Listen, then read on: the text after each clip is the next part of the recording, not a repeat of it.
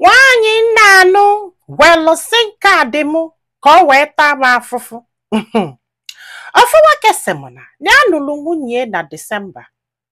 2016 ịghọtagofa mụọ ofu nwa nwaanyị na 2017. Ọ sị bụ mana anọgide nwunye si ya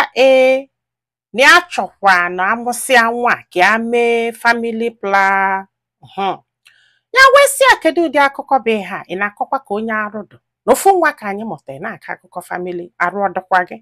ndị a sọpọtụrụ ke ụdị akụkọ a na-akọdo ihe a so ha kalịsịa anya otu afọ. Ọ sị mana this girl na etu o si akpali ya na etu o si agwa okwu na o nwere single respect ebe ya nọ. Ọ sị bụ na mgbe ya na-anụ ya na ya bụ injinia na ya na-install solar ịghọta na so ya megide nweta ego wee sị ka ya jiri aka ya mepee shop nke mago na-egotezi ngwaafịa na-edobe. Ọ ga-abụ onye kpọli ọlụ ya esikwe na shop ya wee welụde ngwaafịa ịghọta na ya wee mepee wee na-asị ka nwunye na-anọ na this shop. Ọ sị m na those girl na ọchọ ụdị ịma ma egbogolo egbogo ma egbedela egbede n'ọdụrụ like na nwoke jesiela kịta bata nwunye ya sị hey nna anyị batago ka isi je tata. Na ọ bụrụ maka nwunye na ọ chọrọ ịgba shop ọ na-agbago agbago shop a na-agbada agbada na ọ bụrụ maka nwunye like etu si behave ịghọtago. Ọ sị m ka ha mụsịalụ nwa nwaanyị a ha na-azụ ya zụgidie na ya mụrụ na o nwere ka ya si nwaanyị di ya na nwaanyị a jee ụlọ ọgwụ jee mee that family planning without agwaghị ya na o nwere ka ya si wee malụ until one day not just Chukwu wee fụ akwụkwọ ya wee fụ akwụkwọ eji wee mee ha ya wee tie nta in fact enyi amụrụ ife ya ga-edete na gbalịala ya wee sị ya nwaanyị gị bịagodo na ọnwa ebe anyị ga-eje. O wee soro ya wee baa moto maka na mami ya nọrọzi ya eburu ebu n'elu papịa sị ya jụọ nwa ya ihe o mee ya gali ya nataba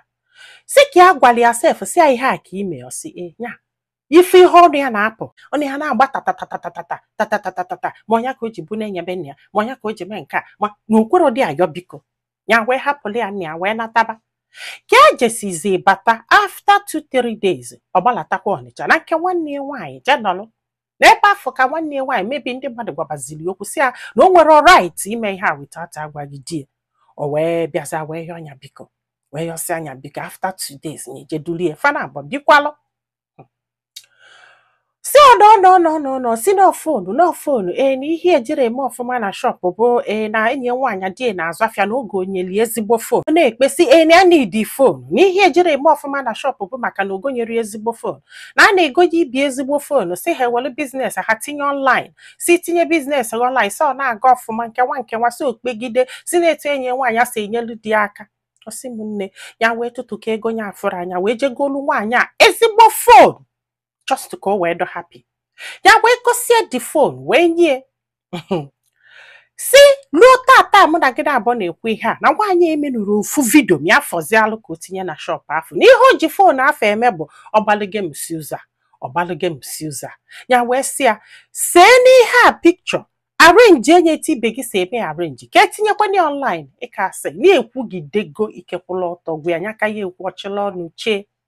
Asị m nne kedu ihe a ga-eme ya bụ ya nkịtị.